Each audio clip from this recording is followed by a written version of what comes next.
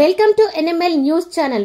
రేవంత్ రెడ్డి ఏ మీడియాను వాడుకొని మా మీద దుష్ప్రచారం చేసి గెలిచాడో ఈ రోజు వాళ్ళనే కొట్టాలనిపిస్తుందంట.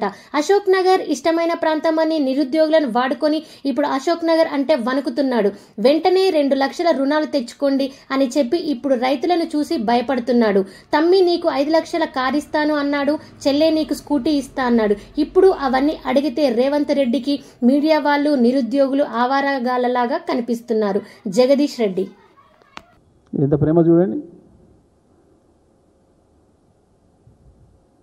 దురదృష్టం సరే, ఎందుకో ఫైటింగ్ స్పిరిట్ పోయింది. మాట్లాడడానికి యూనియన్లు కూడా ఎందుకు వెనక ముందు ఆడుతున్నాయి, కానీ అది వేరే విషయం. అది జర్నలిస్టుల ఇష్టం, నాకు సంబంధం లేదు. కానీ మా వంతు మేమైతే ఖండిస్తున్నాం దాన్ని. మీడియా పట్ల ఆయన మాట్లాడిన విధానం అవి చూస్తే తను ఏమేమి మాట్లాడిండో, ఏమేమి చూసిండో, ఎవరెవరికి ఏం చెప్పిండో ఇప్పుడు వాళ్ళని చూసి భయపడుతున్నాడు. వాళ్ళ ఇష్టమైన ప్రాంతం ఏది నీకంటే అశోక్ నగర్ అనేది. ఆయనే కాదు, వాళ్ళ నాయకుని కూడా తీసుకొచ్చి అశోక్ నగర్లో ఛాయ్ కూడా తాపించండి పాపం. ఇప్పుడు అశోక్ నగర్ అంటే మధ్యరాత్రి కూడా లేచి కూర్చుంటున్నాడు, వణుకుడు పుడుతున్నది. రైతాంగం